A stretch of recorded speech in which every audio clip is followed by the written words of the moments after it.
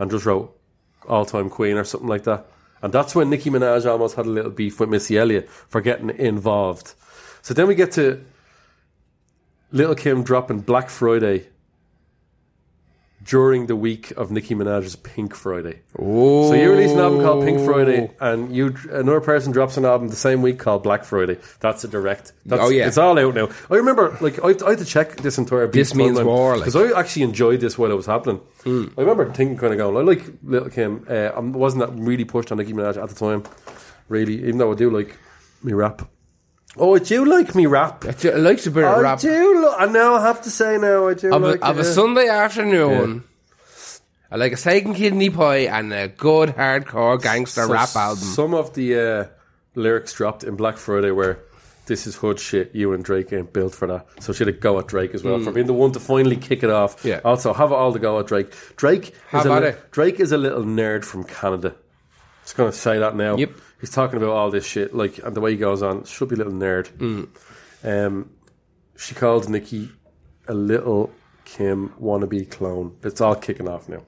It's all absolutely kicking off now. It begins. Can't put a timeline on this. There's so much beef here, man. I'm going to try to get through more of it. The timelines are difficult. The timeline on that fucking Jay-Z and Nas one as well is real hard to kind of pin down. It really fucking is. So I'm going to try and get through this as quick as better. Nicki goes off on Lil' Kim releasing finally a full diss track called Tragedy, calling her this is another big thing. It must hurt to see your album sell off PayPal, because Nicki Minaj released an album that was boy true. Digital only, yeah. So that's a real harsh old dig. Bringing PayPal into it, especially when you're in the game 10 to 15 years. You was hot when you and Shaq hooked up. Look at you now. You're just tragic. Oh. You're a parody. Your last name and first name, Raggedy. Ooh. Oh, it's a good rap. Tragedy, Raggedy. Now let's see what Lil' Kim had to say. She went on Power 105 and said, someone asked her, will this ever become friends? And she said, it will never happen. Ooh. So that was 2010. We are 3 years into this beef. Now in 2013, it sounded like Nicki was ready to make amends. She named Lil' Kim as one of her inspirations growing up. No fucking surprise there. That was the start of all this. And in spite of everything, she said, I don't have beef with anybody, lies. But just let me say, life is too short and nothing is ever that serious. Yeah, okay. So. You a liar. Then Beyonce comes into it. Beyonce comes in. Beyonce. Leave fucking Beyonce out of this. She's nothing to do with this. It's a different spectrum of the world completely. Beyonce had a version of Flawless, remix version with Nicki, where she called herself the rap queen on it. Beyonce decided to not use that track. Let's just avoid that. But it's still... In case Lil' Kim shoots her. Exactly. Fuck yeah. No, like, Nicki Minaj, she's real. You might scratch me, she'll shoot me. I'll pull my larynx out. Yeah. Lil' Kim was style. actually Roadhouse. for real. Like, for real. She might I don't want to get Roadhoused. Don't want to get Sam Worthington. I don't want to get McGruber. No, Sam Worthington is the fucking Avatar guy. Isn't it? No, but he's in... Sam Worthington is the What's older the fucking... guy. No, but he's fucking his protege in it. Or he's the daddy. Sam Worthington. He's the guy who Patrick Swayze learns all his moves on. Yeah. Yeah. The fucking Bigfoot dude. And he gets killed. Oh, don't ruin fucking Roadhouse. No, Sam Worthington is the guy in fucking Avatar. It's another Worthington. Sam Elliott. Shit. The moustache cowboy guy. Yeah, he's brilliant. The guy who shot Hitler and Bigfoot. Oh god, yeah, that's not a great film, but no, the first half of it is amazing. Imagine how good. That's a great film. We'll get into that another time. So let's say. So. Oh, here's doing Lil' Kim really just took the fucking digs. She replaced Nicki's face on artwork on the Beyonce thing and rewrote her rap of that and replaced it in it as a track and just put it out. Oh, really? Yeah. Dirt. She said, the Queen is back. Time to get this rap bitch out of here. Spits and leaves. Ugh. Who leaves Kim with a strong message? I gave you the rope, bitch. Do you want to hang yourself? Okay, grand, yeah. Anyway, I'm not going to go into that Remy Ma, but there's too much. We're going to go into the number 17. Yeah. Here's where it ends. Well, there hasn't been anything since. This is 2018. It's 2 years ago. Okay. She pulled a Mariah Carey and claimed in an interview when they were talking about who do you prefer out of Cardi B and Nicki Minaj, she goes, I love Cardi B, but I don't know who the other one you're talking about is. Oh. So I think she's right. It will never be fixed. Yeah. It'll never be fixed. It'll never be solved. Those were nice little digs. They didn't really have any great tracks. That Tragedy track, if I remember correctly, is not that bad. But I'm not listening to the subliminal digs throughout the whole catalogue for the sake of this podcast. No. That's what they said. That is a huge beef in thing. Who do I prefer out of both?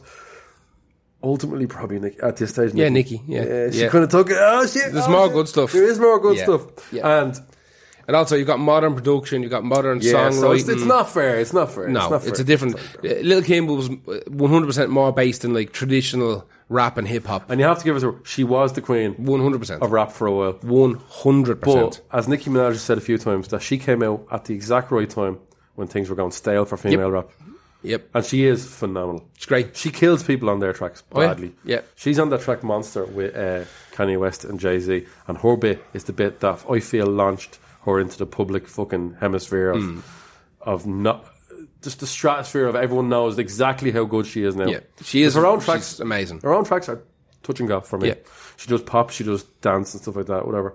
So look, the winner of that one for me, Nikki, because she's still. I mean, the PayPal thing was a real big dig. You're selling your albums on PayPal. Mine are. I'm selling world tours. Yeah, they're on shelves. Yeah. Who's on actual shelves? Who's your next? My last one. Your last one, because we're the two biggest queens to ever live. It's Elton John versus Madonna. I don't know about this beef. Do I need this is a beautiful refresh one. my memory about this. This is a beautiful one. So it's the second Madonna beef that we've heard. Yeah. So Elton John is just generally being Elton John. So in fucking hell. So hang on, I'm going to talk about the songs first of all. I picked Madonna Sanctuary, which is fine. Is that from the album that Frozen is on? Oh, I'll tell you right now. It's probably going to play. Watch. The album she did with William Orbit, the dance one. No, Bedtime Stories. Yeah. I was going through. I know loads of Madonna, but don't know her like intimately, like half of the male population on there.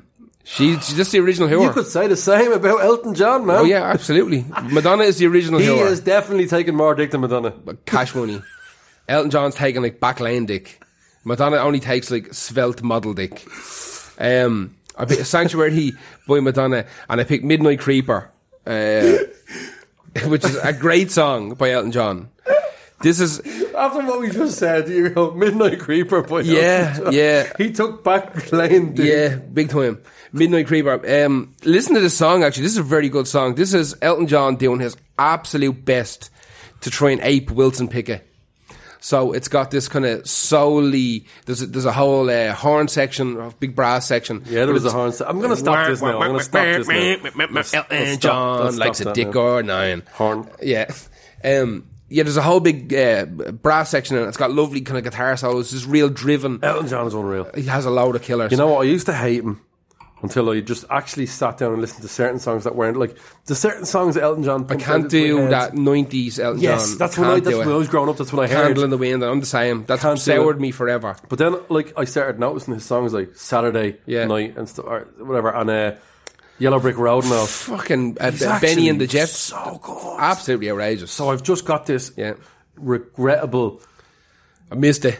I missed that, and I wish I hadn't slagged Elton John's shite music so much when I realised he's actually fucking incredible. Listen, we've said this before, he's written at least one of the best songs ever made, Tiny Dancer. Like your song is a banger as well. That which one? Your song, yeah. I thought you were talking about the song I picked. The song I picked is not a banger. It's very good, right? Midnight Creeper is not a banger, but it's very interesting to hear Elton John doing his best Wilson Pickett. Right. No, we have to pick some interesting bits. Yeah. The playlist has to still be a playlist. Oh yeah, absolutely. Yeah. So in 2002, Elton John goes fucking bananas at Madonna. She releases the song "Die Another Day" for the James Bond movie. Oh, I remember that. It wasn't great. No, it was not. It was actually a really disappointing. Fucking So. That was me dropping my phone because I have so many pages on the next artist that I have to. Oh my god, that can't be right. Do you have I hope you have a case. Do you have a case in your phone? Yeah, it doesn't matter. Oh my god, I just realised that the next artist I have 4 pages of beef. Okay, that's fine. Sorry, apologies for that. Listen, I've got this here, and we'll move on to you. No, I'm just shocked at the beef of this. We won't get through. It's so beefy. It's like a herd. A herd of beef. Tell me how this beef started. I don't know. You know what? I don't know about So this beef. 2002, Elton John is giving an interview, and they're asking about What year what is do you this? think. 2002. All right. Elton John. Yeah, there was a fucking James Bond movie in 2002 with Pierce Brosnan. Like, what the fuck? I think it could have been the last Pierce Brosnan. Shite. It's garbage. Yeah. It's really crap electronic stuff that Yeah. she was doing. Excuse me, doing at the time. Yeah, big no, time. I'm not into it. So Elton John says this is a fucking shite song. This is absolutely terrible. He's right. Yeah, he's I'm dead right. 100% with him on that. So Madonna kind of comes back at him. And she's like, what the fuck would he know about anything at all? Oh, that's a stupid comment. Exactly, right? They're too big to be doing that. They shouldn't be. They should be best ofs. They should be full on doing each other's nails. Do you know what I mean? That's what they should be sitting around in jammies. I feel we've made doing each other's nails. We've made a couple of comments about Elton John, but we've bigged them up more than we Yeah, have. big time. I love Elton John. Yeah. Equality, you know. So Elton John says he starts slagging her for lip syncing, and he says anybody who lip syncs at gigs, like paying punter gigs, like arena gigs, stadiums, venues, should be shot in public. I'm with him on that as well. Yeah. I understand, like, let's say Mariah Carey's Madison Square Garden, where things went arseways, or certain places where you get one shot to record it.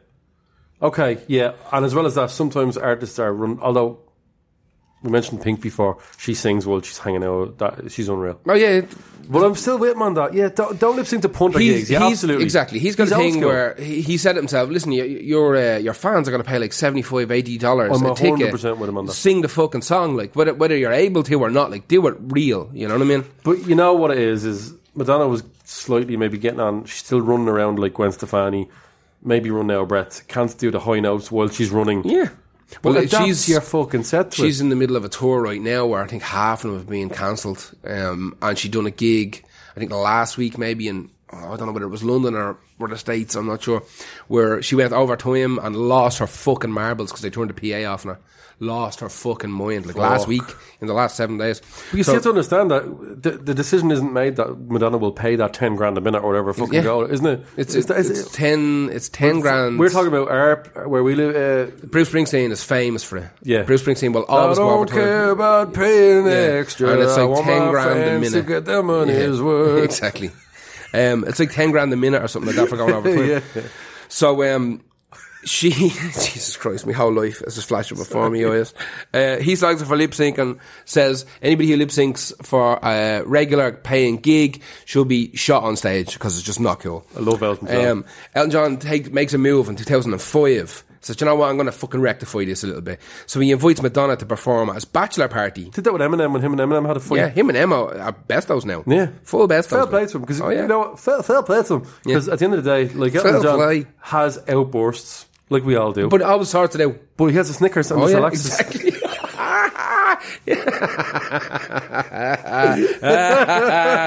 Yes. Oh, got it in. Sponsored by Not Snickers. 2005, he invites Madonna and says, listen, let's bury the hatchet here. We're both mega rich. We're like richer than God. So him and his fella David Furnish, I think his name, and says, do you want to perform at our stag do? We're having like a joint stag do. That's incredible. For our wedding. I never thought about joint stag of do's. course. That is incredible. It's just a piss up. It's grand. That's incredible. Madonna says, absolutely not. I'm not doing that. Well, you've been slagging me for years. Like, I'm having none of this. Yeah. So Elton's like, you miserable fucking cunt. Goes on record. Starts giving allowance. Listen, Madonna, you've been singing to the gays for years. What's one more night? Yeah. Like, come on. 2012, right? Dragging it on here. We're 10 Holy years shit, deep. We're getting We're 10 years deep into it here. Oh, it's even longer than this. You see, we might give you like the most juicy beefs, but we're giving you the longest beefs. Yeah, the long beef. It's the long pig. So,